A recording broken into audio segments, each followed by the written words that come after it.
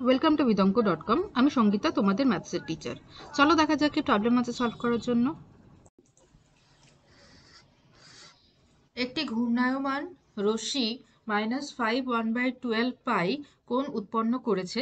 রশ্মিটি কোন দিকে কতবার পূর্ণ আবর্তন করেছে এবং তারপরে আরো কত ডিগ্রি কোণ উৎপন্ন করেছে তা হিসাব করে লিখি। তো দেখো, যখন আমরা যদি এরকম একটা কোঅর্ডিনেট নেই, ঠিক আছে, যেটাকে এখানে এদিকটা হচ্ছে প্লাস এক্স অ্যাক্সিস আর এদিকে হচ্ছে মাইনাস এক্স অ্যাক্সিস, এটা প্লাস ওয়াই অ্যাক্সিস আর এদিকে হচ্ছে মাইনাস ওয়াই অ্যাক্সিস।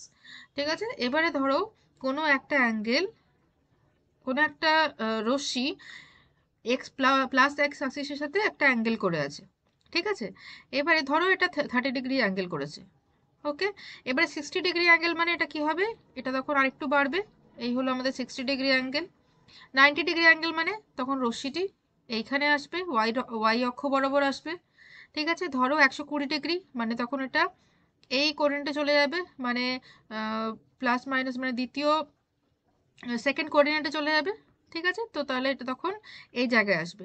তাহলে দেখো ক্রমশ যত অ্যাঙ্গেলের মান বাড়ছে, কোণের মান বাড়ছে, 30, তারপরে 60, 90, 180 এই করে দিয়ে তারপর তার যদি 270 হয় তখন এদিকে চলে এলো। ঠিক আছে, যত বাড়ছে তত দেখো কোন দিকে ঘুরছে, এটা ঘুরছে কিন্তু অ্যান্টি ক্লকওয়াইজ ডাইরেকশন। ঠিক আছে, তাহলে অ্যান্টি ক্লকওয়াইজ ডাইরেকশনে যদি কোনো রশ্মি ঘোরে তখন কিন্তু অ্যাঙ্গেল মানে থিটা হবে পজিটিভ।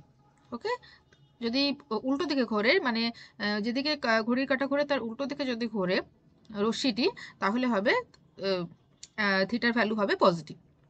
ঠিক আছে, আচ্ছা এবারে দেখো বলছে যে থিটার ভ্যালুটা এখানে দিয়েছে মাইনাস দেওয়া আছে, -5 1/12 পাই। তো মাইনাস দেওয়া আছে মানে থিটার ভ্যালুটা হচ্ছে নেগেটিভ। তো থিটার ভ্যালুটা যদি নেগেটিভ হয় তাহলে এখান থেকে আমরা বুঝতেই পাচ্ছি তাহলে রশ্মিটি তাহলে ক্লকওয়াইজ ডাইরেকশনে ঘুরছে। ঠিক আছে, রশ্মিটি তাহলে ক্লকওয়াইজ ডাইরেকশনে ঘুরছে। ক্লকওয়াইজ ডাইরেকশন মানে ঘড়ির কাঁটার দিকে এইভাবে। ওকে, ঘড়ির কাঁটার দিকে যদি ঘুরে তখন কিন্তু তাহলে নেগেটিভ আসবে।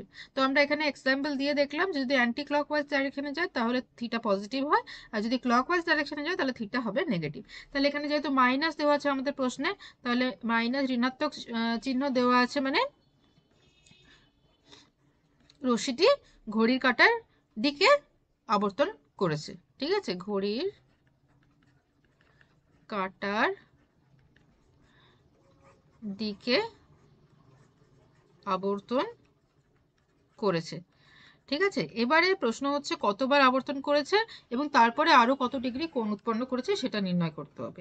তো তার জন্য আমরা কি করব, এটা যেটা দেওয়া আছে 5 1/12 পাইকে আমরা ডিগ্রিতে প্রকাশ করব। এটা রেডিয়ানে আছে, এটাকে আমরা ডিগ্রিতে প্রকাশ করব। তো তার জন্য দেখো 12×5 = 60 আর 1 61, 12 ইন্টু পাই মানে হচ্ছে 180 ডিগ্রি। ঠিক আছে, 180 ডিগ্রি দিয়ে গুণ করব, তাহলে এটা আসবে 15কে যদি 100 দিয়ে গুণ করো তাহলে আসবে 915 ডিগ্রি। ঠিক আছে, এটা আসছে 915 ডিগ্রি। এবারে আমরা কি করব, এটাকে আমরা 360 দিয়ে ভাগ করে দেখি। 360 ডিগ্রি যদি ঘুরে আসে তার মানে হচ্ছে একটি পূর্ণ আবর্তন। তাহলে এটাকে যদি আমরা 360 দিয়ে ভাগ করি তাহলে ভাগফল যা আসবে সেটা হবে পূর্ণ আবর্তন, আর ভাগশেষ যা থাকবে তারপর অবশিষ্ট যে অ্যাঙ্গেল থাকবে সেটা হচ্ছে ভাগশেষটা। তাহলে চলো ভাগ করি, 915কে ভাগ করছি 360 দিয়ে, আসবে 2 দিয়ে, 0, 6 দিয়ে 12, 2 হাতের 1, 3 2 6 1 7। তাহলে এখানে হলো 5, এখানে 9 আর এখানে 1, 195। তাহলে দেখো ভাগফল আসছে 2। তো ভাগফল 2 মানে কি, তাহলে আমরা বলবো যে দুবার পূর্ণ আবর্তন করবে। ঠিক আছে, আর কি, তাহলে এটা আমাদের একটা আনসার পেলাম যে ঘড়ির কাঁটার দিকে ঘুরছে, একটা আনসার পেলাম, এখানে একটা আনসার পেলাম। আর একটা আনসার কি, এরপরে আবর্তন করার পরেও 195 ডিগ্রি কোণ উৎপন্ন করবে। ঠিক আছে, তো আমাদের 3টে আনসার বেরিয়ে গেল। So this is our answer.